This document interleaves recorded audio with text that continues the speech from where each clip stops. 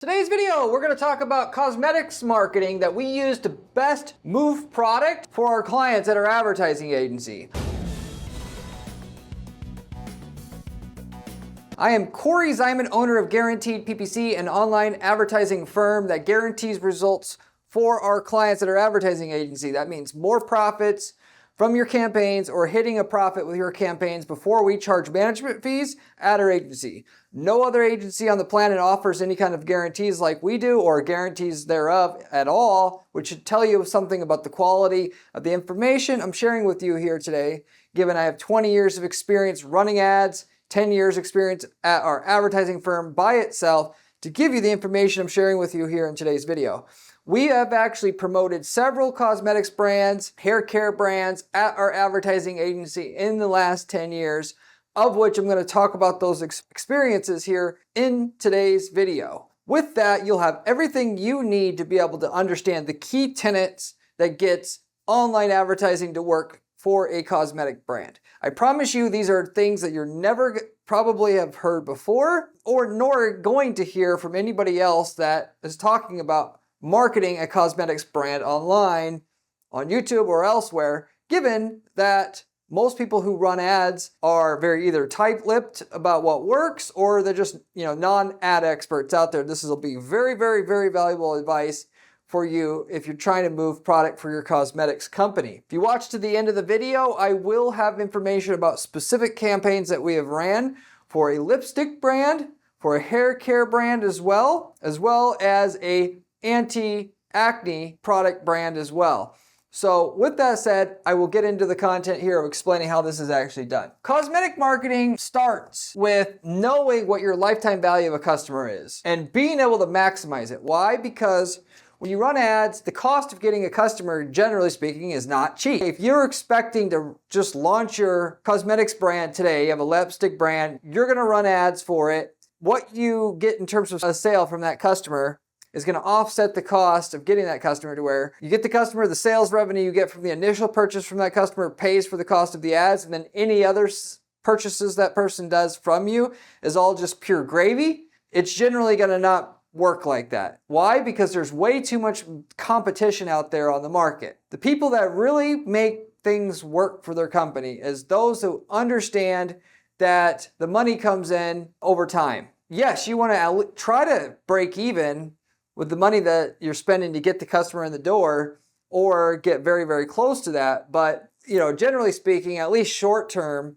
when you don't already have a big brand, if you will already, worldwide known in your niche space, you're going to need to rely on the repeat purchases, the referrals that you're going to get, the effect when you run ads very strong online, you're going to get a lot of organic rankings as well, lots of shares on social media and the like, and that all contributes to financing the cost of running an ad campaign, as pushing a scalable ad campaign that will, where you can consistently spend more money on ads over time. To put it simple, in simple terms, what you're gonna basically need to do is come up with a target MER ratio for your brand in order to move the product predictably and create an actual scalable ad strategy for yourself where you can make money, put it back into more ad spend, and keep doing that over and over again until you grow and keep growing the ad spend and therefore the sales at your company. MER ratio stands for marketing efficiency ratio. This is basically where you have to figure out a ratio of total sales at your company to total ad spend that you're willing to spend that's profitable enough to you that you can use it as a scaling point. So you may, for a cosmetic brand, generally speaking, 3-to-1 is going to be what is already going to be what you're going to try to go for your company. That is, you want at least, if you're doing $1 million a year in sales, you're going to want to invest $300,000 a year in ad spend. With the understanding that $300,000, you're going to do everything you can to get it to where your sales are going to go to $2 million. And then once they hit $2 million, you're going to spend $600,000. And you're going to keep doing this over and over and over again, doing everything you can to get your current ad spend that you have to spend today to be more efficient, get you more sales so you can spend more on ads and so forth. And going and raising the budget once you doubled the sales isn't really the right way. I should have described it like what we're doing at our firm is, if we're marketing a cosmetic brand, we're going to be shooting to increase the sales by 15% overall. Once we've done that, we're going to raise the ad budget 15%. And that ad budget's going to be distributed over all the different ad platforms we're on. Google, Bing / Microsoft, Facebook. What you're going to do is try to figure out, as a steward of that ad budget, where's the next best place to put your money when you have an increase. Whether it may be we put a little on Facebook, we put a little on Google, or just do the entire next increase on Google. But that's how you walk up the sales and create a scalable ad campaign, given that, again, the initial purchase doesn't account for all the other sales you're going to get, that offshoot from that initial customer you got. You don't get the full value until you wait some time. And so you just keep your ad budget overall where it is until your sales do come in, and all those all the sales that are going to eventually trickle in from that initial purchase that you got come trickled in, and you've gotten your actual full return from that, paying for that customer, if you will. That said, in addition, each customer that you get and source of traffic that you're running is going to have a very different lifetime value of a customer. Greatly different. We're talking 10 times difference from one traffic source versus another. As you know already, if you've been running your brand, there's a lot of customers who come and go. That said, you have core customers that buy and have stayed with you for years. And they really are your bread and butter, so to say. How do you get more of those? Well, you are very deliberate in measuring what it is, the return that you're getting, a lifetime value of a customer from each place you're advertising, so that when you get one of those people, you understand how to get more of them.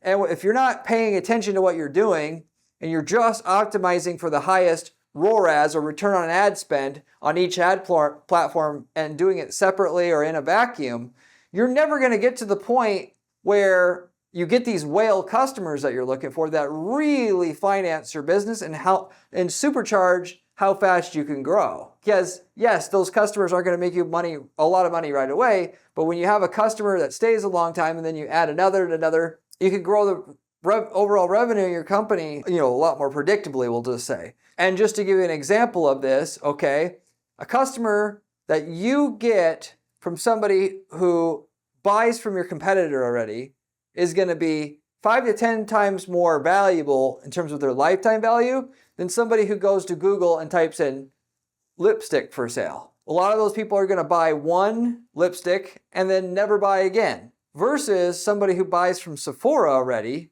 They've been buying for years. If you could get one of Sephora's customers, you can pay a lot more for that customer than you could for somebody typing lipstick for sale on Google. This is something we've known in the lipstick space, for one, as is in the other cosmetic brands and spaces that we were in as well, and as well as in hair care. That's one thing that you should know right off the top before you jump into doing what you're doing. If you want to put yourself in a position to scale your revenue as quickly as possible. Going along with what I just said, the best customers to go after is your competitors' customers, because they have loyal customers that you want. Now, this is a little bit of a sticking point. I do talk to some people and they tell me that, because, customers are so fickle, they can be, you can lose them just as easily as you can gain them. And with that, offering them something to steal them away would be potentially stupid, because they're going to be so, very easily to leave as well. My response to that right off the top, when we were going to work and coach a new client on how this process works, is it's not the right way to look at things. What you need to do as a company is figure out the people who are going to be the most valuable buyers in your niche market. Then do whatever you can to get those buyers to be your customers. And the best way to do that, given that people are creatures of habit, is do whatever you can to get them to try the product, assuming it's good quality product, because this obviously won't work if you have a product. Then you do whatever you can to get the second purchase, and then you do whatever you can to get the third purchase. If you get them to buy at least 3 times, you've got that long-term buyer of the competitor's product. It's now your customer, or at least they're buying from both of you. Because once they bought in 3 times, the likelihood that they're going to keep buying from you, given that they wouldn't have bought a second time if they didn't like it. I don't care if you discounted it or not, unless you're giving it like a 90% discount or something like that. Ultimately, then they're in enough of a habit, they're going to keep buying from you. And so what I'll coach the client, is to offer the initial purchase for 50% off as a new customer offer. And then once they buy, then you're going to offer them a 25% off the second purchase, and then a 25% off the third purchase. Yes, you're basically making no money on that sale initially, but you now acquired a customer who's the all-star customer that everybody wants in your space. You now got them. And then what the beauty of online marketing and advertising is, you can identify where these customers are at really easy based upon what they're typing in, what websites they go to. You can get access to customer lists on the open market through data brokers that say who bought from your competitor and target them exclusively with your ads. And what I'm telling you up front is you want to do that first and foremost before going after the person looking for lipstick for sale on Google, because there's a lesser lifetime value of those customers as a whole. But in addition to that, guess what? It's the most competitive because it's the most obvious place to advertise. Everybody who's at any company in your space that has a marketing manager with, given that most of these people only have average skills in marketing, the obvious place that they will tell their boss of where to advertise or a business owner is to market on, get your ad in front of people on Google when they're typing in, the name of your cosmetic brand or category and for sale or whatnot. And so then what happens is it gets the cost of a customer through that channel through search engines gets bid up, and then to the point where the ROI is just not that great anymore. The really good ROI that'll help you scale a lot quicker, because the more ROI you get from your ad dollars, the quicker you're going to be able to scale your overall ad budget up, and therefore your sales, comes from stuff that's outside the box that your competitors aren't doing effectively. Not to say you can't get money from people that are typing in anti-acne skin wash. If that's what you're selling, you can monetize that, and I'm going to talk about that separately. It's just not and again, I can tell you this from experience, not the best, highest ROI people you can get, at least if you're looking at the macro and what these customers are going to deliver over their lifetime itself. You're getting the customers that you truly want, not these, dabblers, if you will. So with that said, there are key places that are going to basically work for you every time, and I'm going to go over what these are. If you, by the way, do not want to do all this work yourself, as mentioned, I run an advertising agency, and we do not charge our clients a management fee until we can get you a lift in profitability from your campaigns, pretty much in excess, or we'll offset our management fee to begin with. So in other words, we'll have to make the client an additional 10 grand a month before we'll charge our 4 grand a month management fee in that case, and we'll set it up to where we basically can do that for you. We don't take on just any client out there. You got to have a great product we know we can do well with and so forth, that's tested and proven and all that. But that's our primary offer at our firm. So at least if you think you're interested in maybe finding out what we can do for you, just, obviously you can reach out to me at guaranteedppc.com. I give a free consultation and we can go over the potential with it and tied to your exact product, and I can look at your product and your market and get you more specific numbers on what these things can do. We also, by the way, offer ad templates. If we've already sold, like if you have a anti-acne product, I already worked in that space specifically. We were getting over 500% return on investment on our ad spend in that space, at least when looking at the lifetime value of a customer. And if you want to be able, you should be very happy if you're working in that space, because we've got the ad templates that work, the ads, the landing pages, all of it, and we could sell it to you for a one-time fee, given that we don't work with that particular client anymore, and there's nothing against us working with somebody else in this space. And in a lot of cases, you're going to be in country A and our client's been in country B, and therefore there's no conflict of interest directly anyway. But we sell these ad templates, and at the very least, you should just see if we worked in your space. And then with that, we can tell you what results we got in your space, and then just take the templates that work, the sales funnel templates that work for your space, buy it from us, copy paste it into your account, and you've saved yourself a ton of money and ton of time that we had to spend to figure out what works in your space in specific, many times spending millions of dollars of ad spend, actually, literally speaking, to figure out over years what is the actual ads that are going to work great in that space, like we did in the dermatology, acne, anti-acne wash space specifically as well, but also spending a lot of money selling lipstick, a lot of money spent also promoting hair care products. With that said, getting back to the content here, the first thing I would tell you right off the bat, understanding that competitor customers are going to be the most valuable. You should target and run Google search ads as well as Bing ads for people typing in your competitors' names that you know have long-standing customers. Again, why? Because they have the really loyal customers who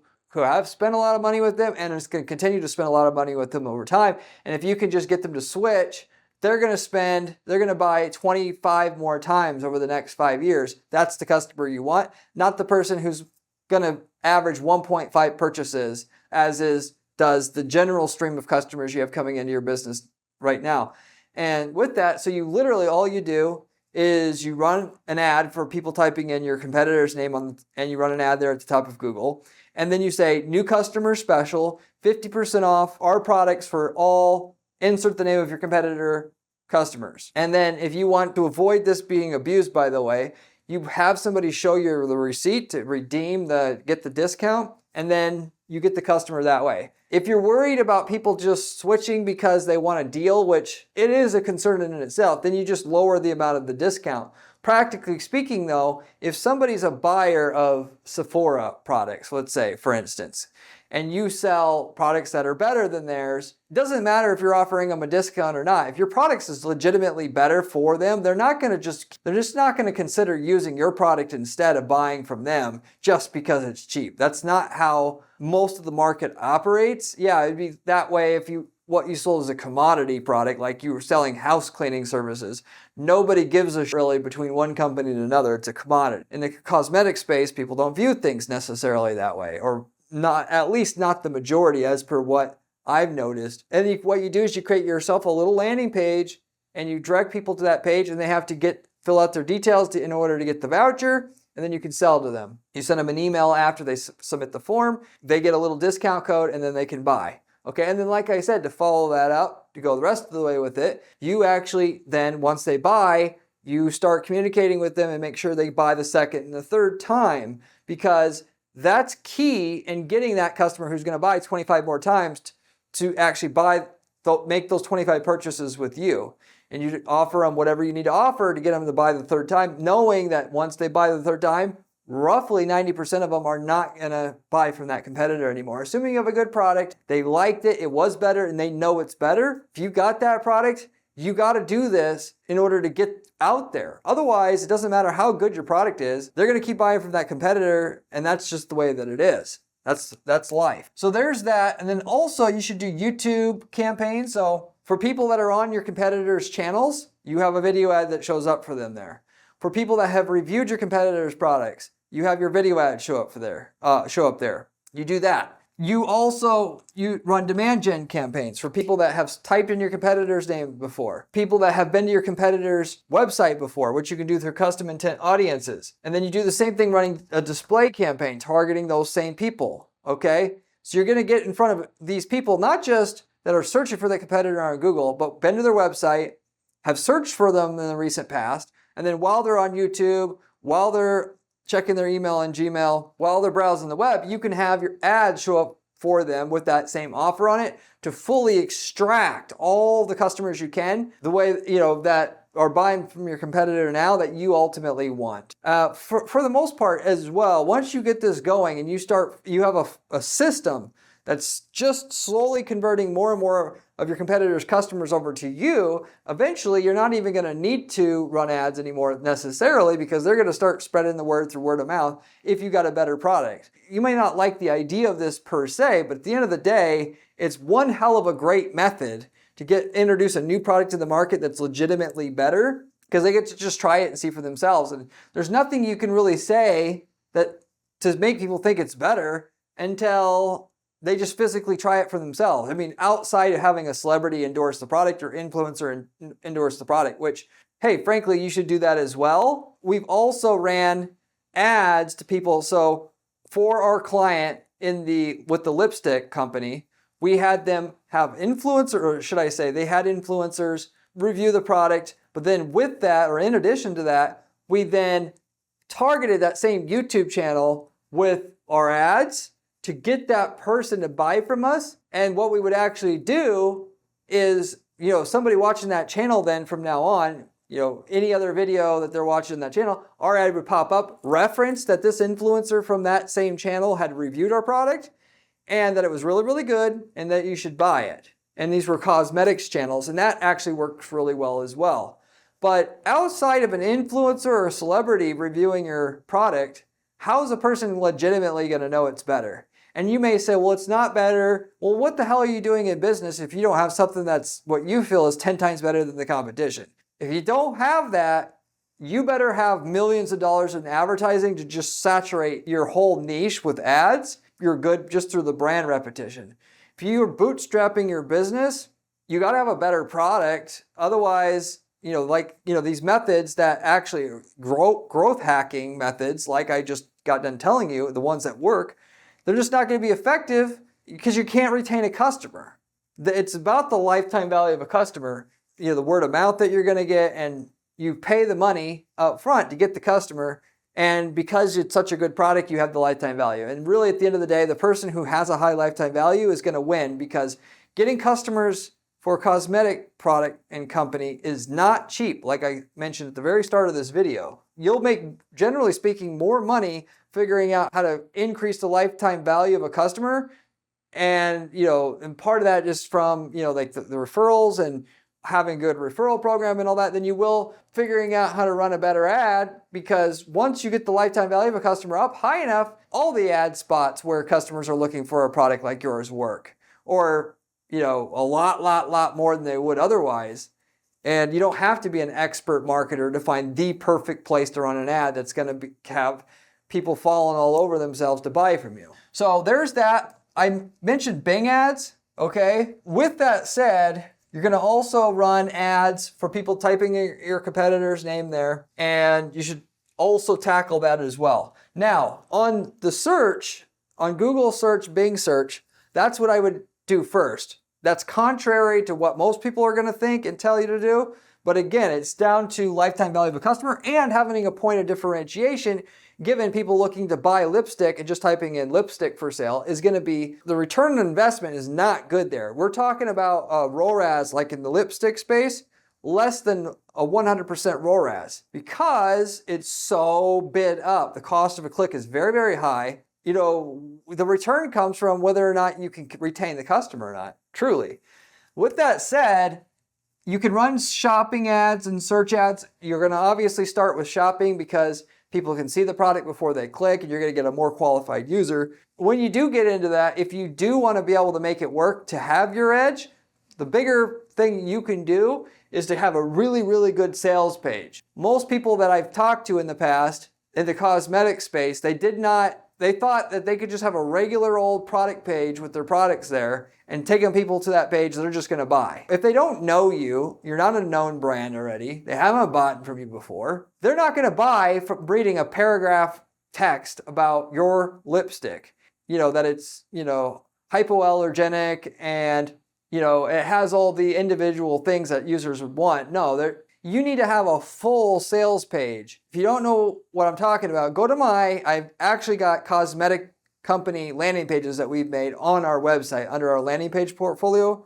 But you have to have a really long sales page that goes into how the product's made, how we are an ethical company, and having a section of the page just for that. And then how our product stacks up against the competition. And then a section about what influencers back our product. And then a section for customer testimonials, video testimonials from our customers.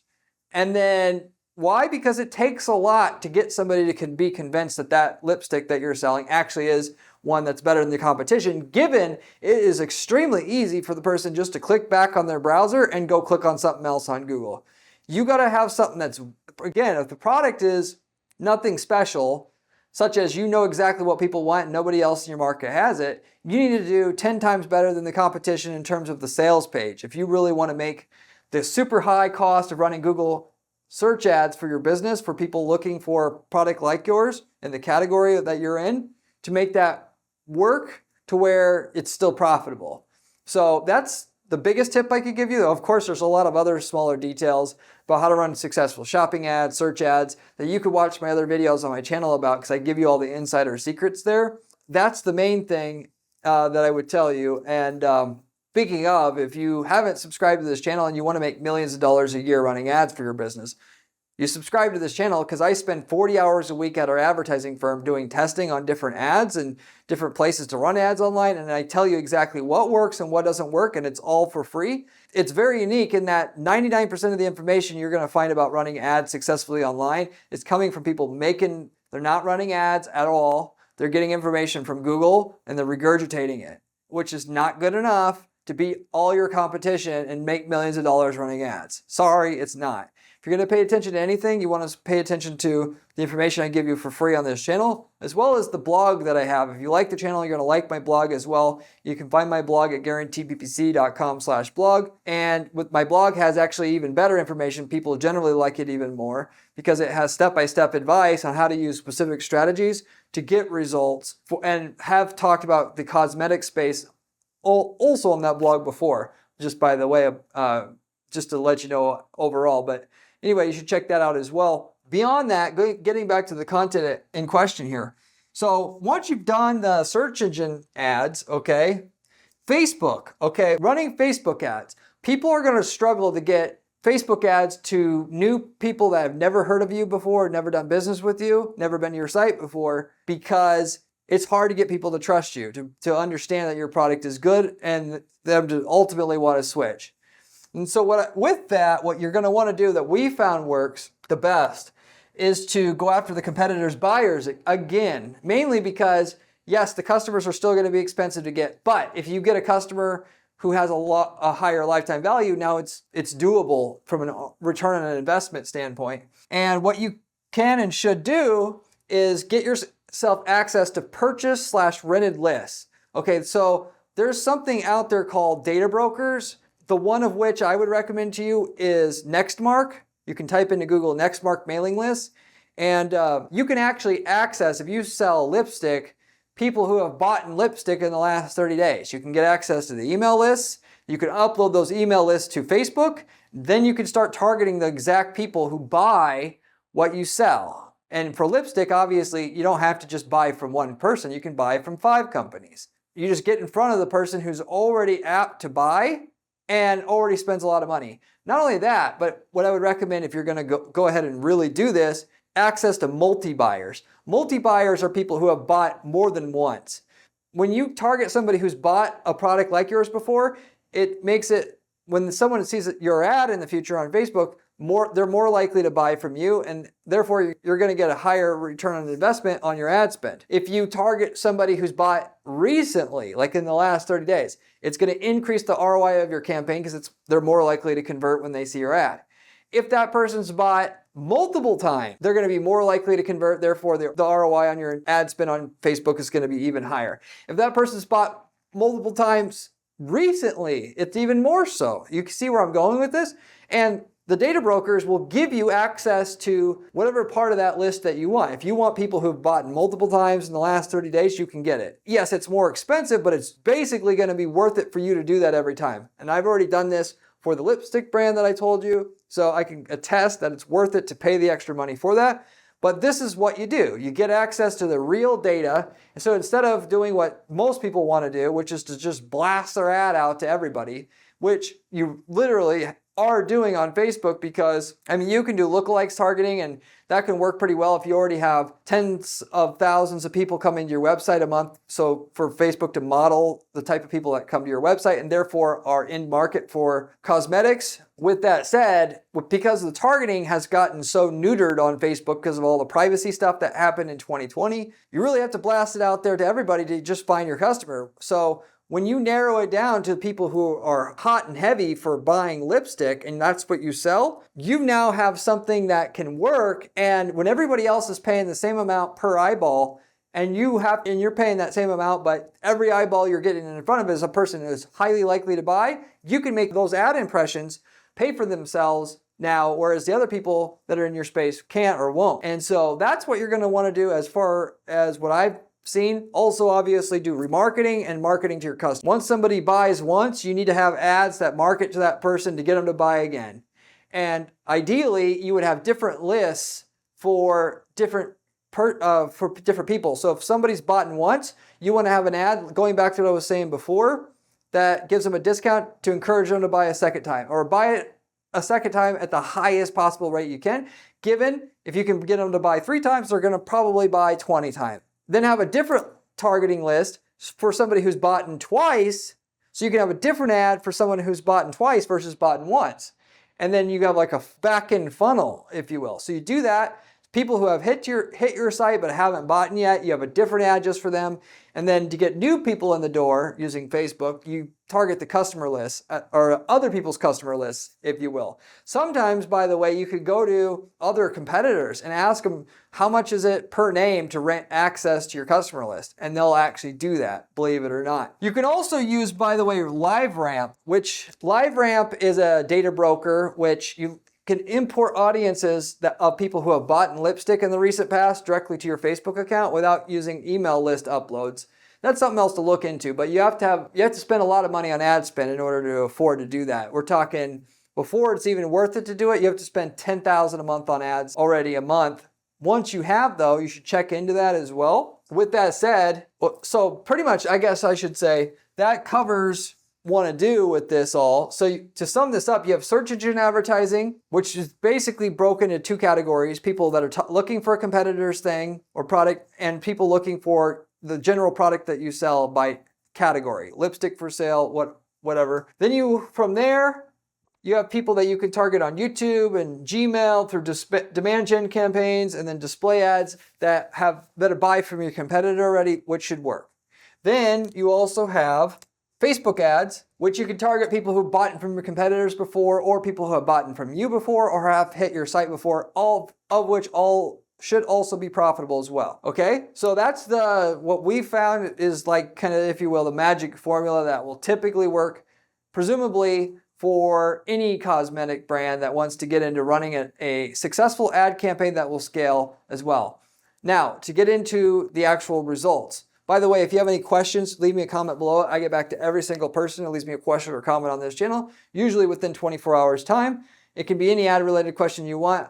I love giving back to my viewers, as you guys that are watching help the channel grow and want to get back anyway. As far as results, as I mentioned, I would go over some results here on this particular video. First of all, on the lipstick brand, well, I already talked about the dermatology skincare anti-acne product company that we worked with. They were able to get over a 500% ROI/return on the advertising that we got for them as well, or with them in general. That absolutely is the case. We were running a combination of Google ads, Bing ads, because anything that works on Google will work on Bing, and then also Facebook ads. Primarily remarketing and marketing to current customers in that case. We didn't get into targeting our competitors' customer lists or getting in front of data brokers. And we also didn't run ads on YouTube and on Google Display and so forth, at least for that particular company. And with that, the blended return on investment that we got on our ad spend from all this, at least when you look at the total customer value, which when you get a customer, you need to be using your Google Analytics account or a similar software to track how much revenue that you're getting from each customer your ad campaigns bring in, so you can look at all their purchases divided by the ad spend that you spent to get them, so you can see what your ROI is, given that the initial purchase isn't going to be enough to justify the ad spend to yourself. But with all that, used Google Analytics as we normally do to track the true lifetime value of our ad spend, so we can see all the purchases from a customer that comes in, which you could do this easily with your Shopify account or whatever, your e-commerce backend as well. We got over a 500% ROAS, okay? Now, I mentioned a couple other companies we work with the cosmetic space as well, one of which is an actual lipstick brand. And with that one, what we did is the Google search ads, typically we're gonna do that by default. We also ran YouTube ads, particularly on channels that we had the influencers who reviewed the product, like I said, and then targeting people who watched that person's channel, followed them. We also targeted our competitors' channels, people that are watching videos, as well as people watching our competitors' channels, as well as people who have actually reviewed our competitors' products on YouTube. So any random Joe Schmo who reviewed the product, we targeted them. We also we weren't not just running ads on Google for people looking to buy lipstick, mainly shopping ads, a little bit of search ads, but we also targeted people who on Google search that were looking for that competitor. We ran the new customer special like I told you that you should run earlier on in the video. We ran that same ad all over Google Display Network, did a demand gen campaign for that. We ran YouTube ads with that offer on it to poach as many of our competitors' customers as possible. And lifetime value of a customer from our competitor was way, way, way higher than what we were getting off of Google Shopping, which is, like I said, the reason why you want to do this. And we ran our ads on Bing still. Again, mainly shopping ads outside of the competitor ads we were running on Google search. And we were able to get, once you added up all the lifetime value of a customer and what the return was there, about 375% ROAS on our ad spend. Obviously, the return on investment is never completely clear because it all depends on how long out you're going to measure the revenue you're getting from your customers. Some customers are buying 3 years in still. So how do you know what the true return on investment is? You can have a rolling return on investment number going on that shows up in a dashboard somewhere, but that return on investment gets higher or lower depending on how fast you're increasing your ad spend or not increasing your ad spend and waiting for your golden customers to keep making future purchases and so forth. You really never quite know. But anyway, for that particular brand, that type of return was still really good, and we were able to scale at that level of ROAS or ROI. So that gives you a general idea also like how well this stuff works. And then with that, you can use all of these methods. Maybe, depending on what you're doing, only some of the methods will work. We did also promote a hair care brand, which I know that's technically, in a different category, and we used many of these same methods as well, but I wanted to bring them up as well because this was a niche product. It had a particular certain ingredient in there that's only used in Japan. And with that, it's not in competition with the general broader market. We're not selling a hair care product that works for everybody. And because of that, our return was much higher. We were getting closer to a 700% ROAS with that particular company using a combination of the metric or the strategies we talked about here. And I wanted to bring that up because your return on investment is going to vary based upon whether you have a niche product that works for a smaller subsection of the market, but is limited in the market scope or size, or you have a more mainstream product. But one isn't necessarily better than the other though, because with the mainstream product, yes, your return on investment is much smaller because it's much more competitive, but you can scale so much more. Whereas the niche product, your return on investment is higher, but you can't scale as much. In long term, it's better to go mainstream. If you know what you're doing and you're going to put the time and effort and money in to get your ads to work, because at least when you get your ads set up and you're getting the return you want, you can keep scaling and scaling and scaling. And respectively, what we're trying to do at our ad agency and what we were doing with these companies and actually still doing to this day with the lipstick company, we're just trying to raise the ad spend about 10% a month. That doesn't sound like a lot, but when you do that or are able to walk up the sales about 10% a month, that compounds in a hurry. And you're going to be able to take a small ad spend, a few thousand a month, and walk it up to 100,000 plus a month in ad spend, predictably doing that over the next 3-5 years just by being able to raise the ad spend 10% a month. And it's pretty easy if you have your tracking set up, even though your tracking only tracks the initial purchase.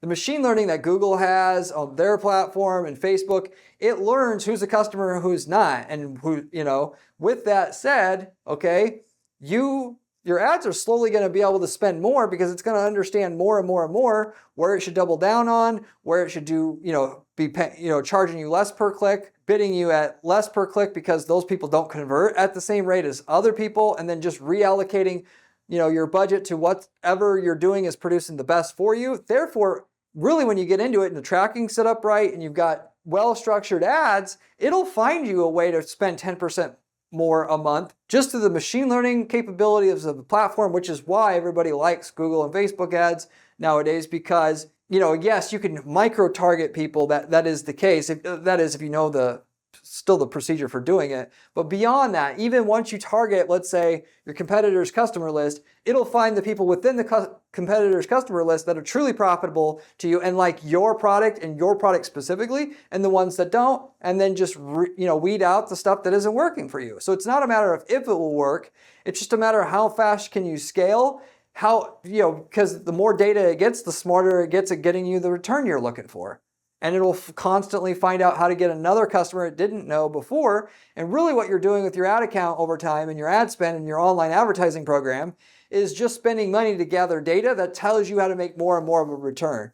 And whereas most people think ads is like a switch, you turn it on and it either works or it doesn't, it's the complete opposite of that for people that are in the know. You literally can make no money for months at the beginning to gather data, but once you've gathered a certain amount of minimum data with your account, you can now get a return. And if you go in with the mindset of that's how it actually works, and that you're going to invest in building up the data to get to the return you want, you'll make it work. Versus, I want to turn my ads on and instantly get rich, it's not going to work for you, and you're going to be one of those people that are salty about these ad platforms and them being greedy and all that, when really that's, you're asking too much. You're asking, when your competitors have run ads for years, and here you are coming in expecting to make millions overnight. They spent years advertising and refining their ads and doing that over and over again to get to where they could spend all this money, spend the 50 to 100K a month in ads, and make it sense and make it pay for itself. And you're not going to come in with $5 and have an ad that takes part of their market share away already. And with that, they started small as well. But you're going to start with an ad spend you can afford to lose, and you're going to optimize the out of that ad spend. Is do as much as you can, optimize as much of it you can, optimize it as best as you can, keep making it produce more and more sales, even though it'll have a negative ROI for months. Maybe it's 3 months, maybe it's 6, maybe it's 12 months. But it's worth it, because once you hit profitability, then you can start this process of slowly scaling the ad spend and then waiting for your sales to go up and then scaling your ad spend a little bit more and keep going with it, like I was talking about at the very beginning of this video. Anyway, in terms of return, that's the range, if you will. At least 300% ROAS should be bare minimum with these strategies you can get, which you should be happy with, given if you could just break even with your ads, I promise you'll do well, because you're going to get all kinds of word of mouth advertising, assuming you have a good product, by spending $100,000 a month in ad spend. If that's all you did was break even on your ads, spend $100,000 a month on ads, you're going to do well as a company just through all the awareness you're going to get through all that. So anyway, with that said, hopefully that makes sense. I'll wrap it up with that. Thank you very much for watching, and I'll see you on the next one. Remember when I said lifetime value LTV was important during this video? Well, this video here tells you how to do it.